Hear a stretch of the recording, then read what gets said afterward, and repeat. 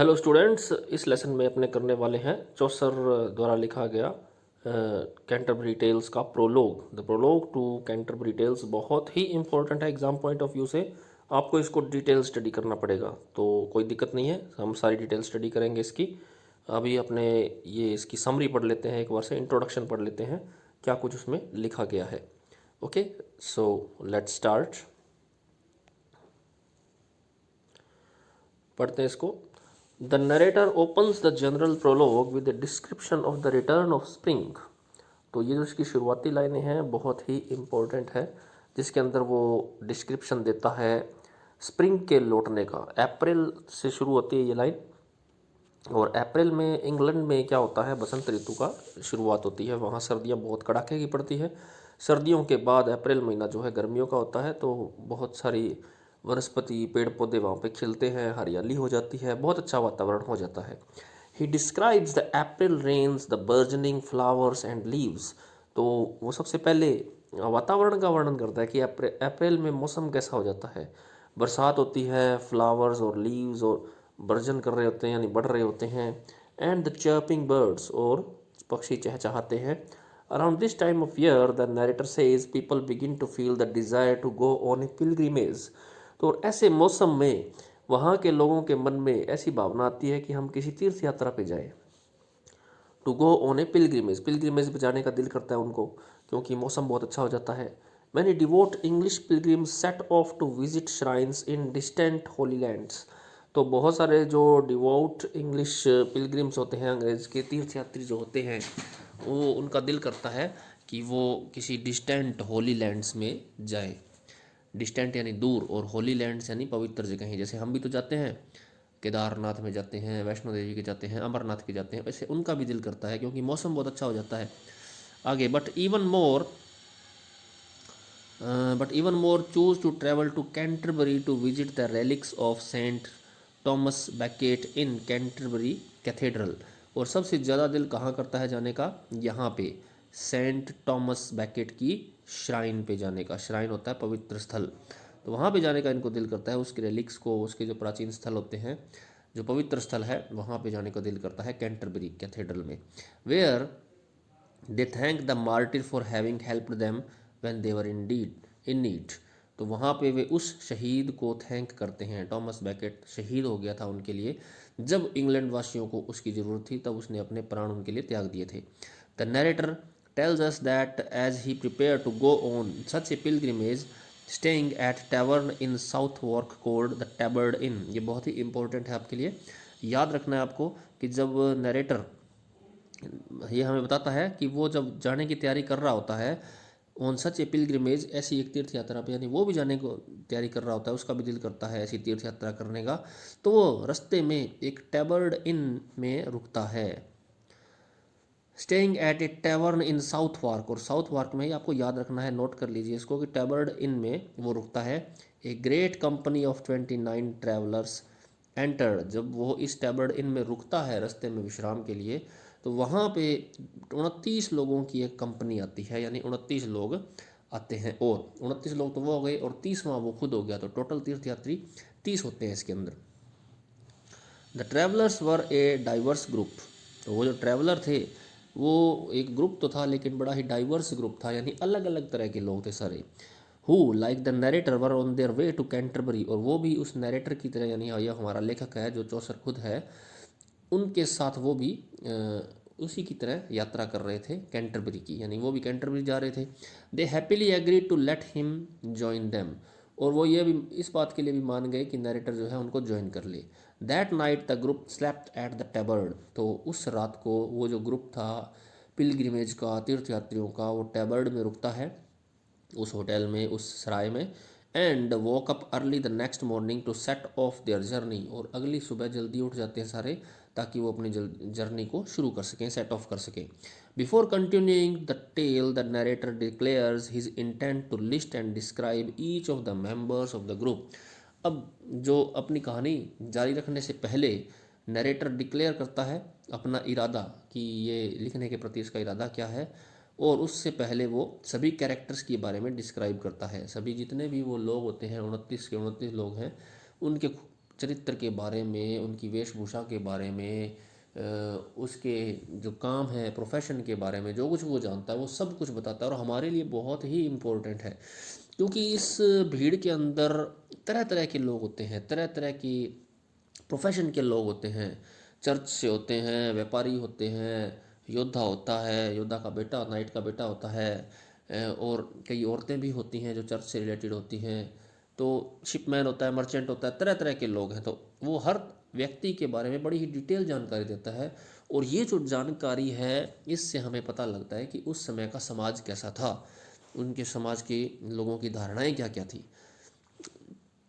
Okay, next चलते हैं analysis इसका।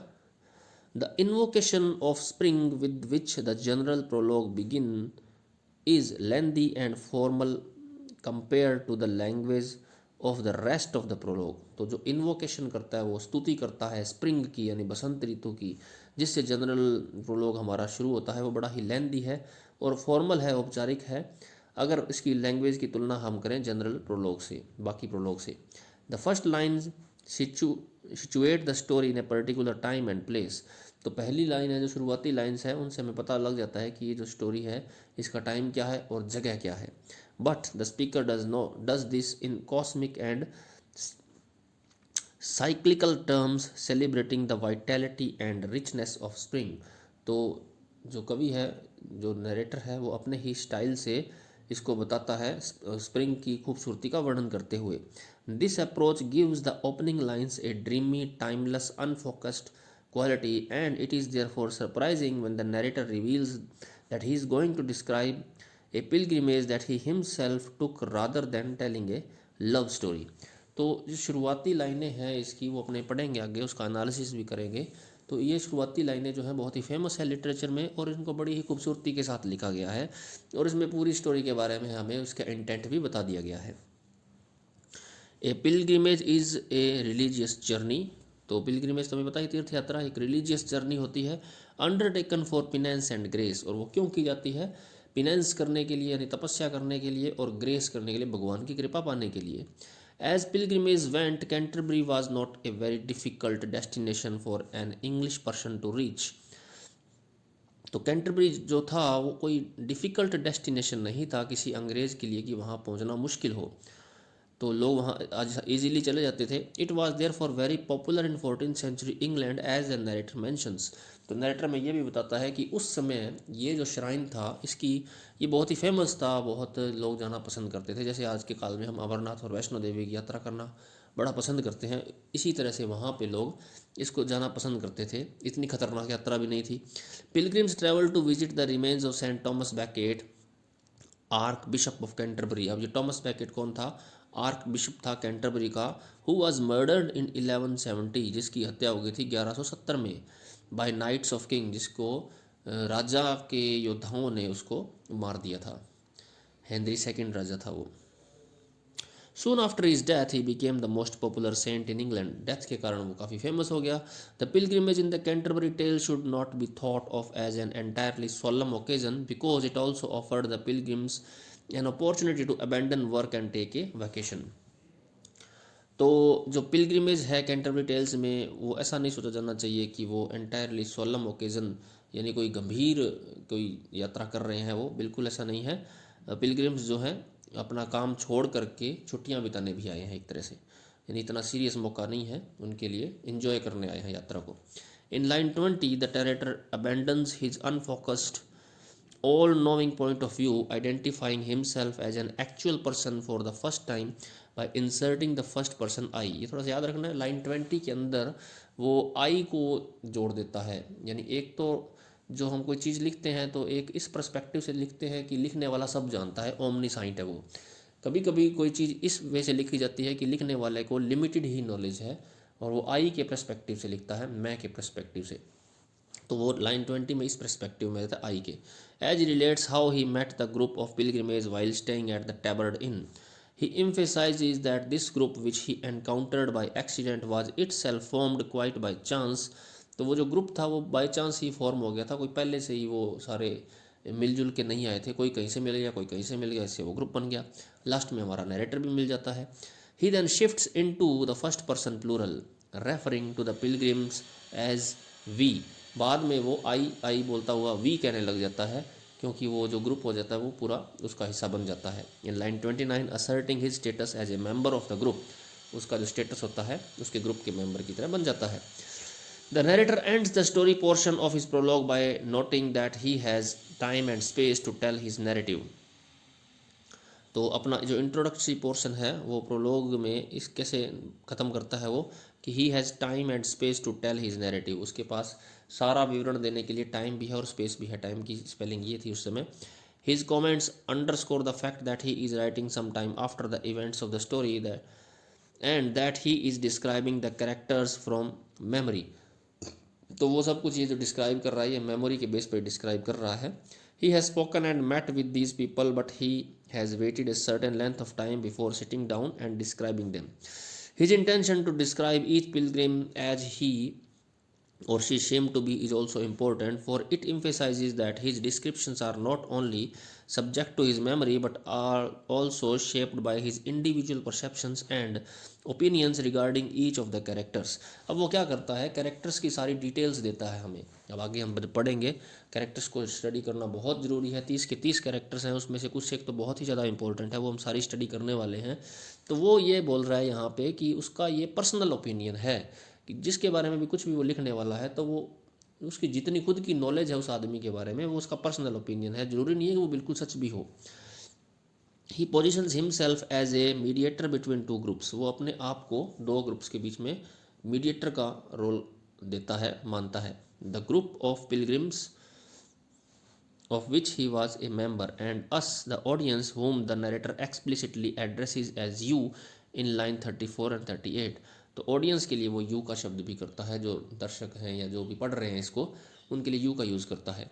On the other hand the narrator's declaration that he will tell us about the condition, degree and array dress of each of the pilgrims suggest that his portraits will be based on objective fact as well as his own opinions।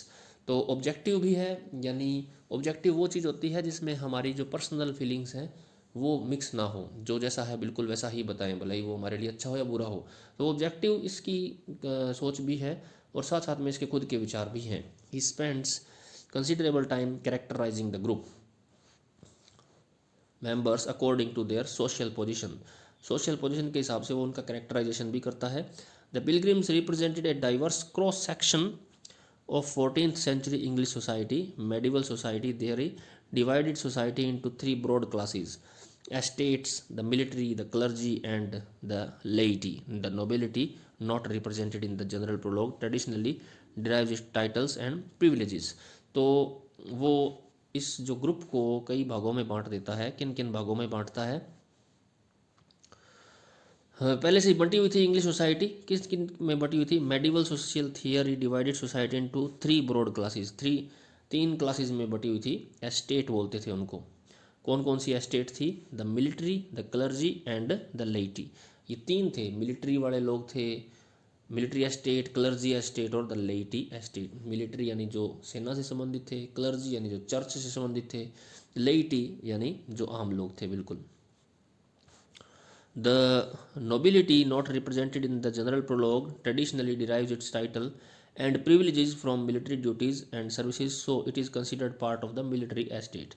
तो जो nobility estate थी एक वो military के अंदर ही मान ली जाएगी इसके अंदर, यानी आपको तीन ध्यान रखना, उस समय तीन थी ये estate. In the portraits that we will see the rest of the general prologue, the knight and squire represent the military estate. तो प्रोलॉग के अंदर जो नाइट और स्क्वायर हमें आगे स्टडी करने हैं, जिसमें नाइट और स्क्वायर भी दो बंदे थे इसके अंदर, वो मिलिट्री से रिलेटेड हैं। The clergy is represented by the prioress. अब चर्च वाले जो लोग हैं वो प्रायोरेस है उसके अंदर, and her nun and three priests, उसकी नन भी है, तीन प्रीस्ट्स भी हैं उसके। द मंक, एक मंक भी है, फ्रायर भी है, एंड द पार्सन, ये सारे चर्च के लोग हैं, क्लर्जी एस्टेट से हैं ये। The other characters from the wealthy franklin to the poor ploughman are the members of the laity. अब ये जो फ्रैंकलिन है और ये प्लोमैन है, प्लोमैन होता है जो हल खींचता है, यानी किसान जो है, वो लेटी एस्टेट से हैं। दीज ले कैरेक्टर्स कैन बी फर्दर सब divided into land owners, Franklin, professionals. अब ये जो ले कैरेक्टर्स हैं, ये जो आम लोग हैं, तो लेमैन आम आदमी होता है। तो ये जो ले कैरेक्टर्स हैं, आम आदमी, जैसे फ्रैंकलिन था, प्रोफेशनल भी है इसमें अंदर, क्लर्क है, जैसे मैन ऑफ लॉ वकील भी है, द गिल्ड्समैन व्यापारियों के लोग, व्यापारियों के जो प्रतिनिधित्व हैं, फिजिशियन एंड डॉक्टर है, शिपमैन यानी जो व्यापारी है, जहाज़ पे व्यापार करता है, लेबरर्स भी है, कुक है, प्लोमैन है, steward, miller, municipal and the reeve and church officers, the summoner, the pardoner, ये चर्च के ऑफिसर हैं। As we will see, Chaucer's descriptions of the various characters and their social roles reveal the influence of the medieval genre of estate satire। तो चौसर की इस कविता के माध्यम से हमें वहाँ की सामाजिक स्थिति का उस समय का बिल्कुल पता लग जाता है। चौसर डिस्क्रिप्शन देता है कैरेक्टर्स की जिस तरह से, उससे ये पता लग जाता है कि किस एरिया में किस तरह के लोग थे। ओके स्टूडेंट्स, तो एक बार के लिए इतना बहुत है, बाकी अपने अगले लेसन में पढ़ने वाले हैं इसके कैरेक्टर्स की डिटेल की, कौन कौन से कैरेक्टर थे और उनकी क्या क्या खासियत थी। तो वो बहुत ही इंपॉर्टेंट रहेगा। ये तो अपना इंट्रोडक्शन था, इसमें मेन मेन बातें मैंने आपको बता दी हैं, जो आपको अच्छी लगे वो आप नोट कर लीजिएगा। ओके स्टूडेंट्स, अगर अच्छा लगा हो तो लाइक ज़रूर कीजिएगा और शेयर भी कीजिएगा। सजेशन हो तो ज़रूर मुझे बताइएगा। Good bye.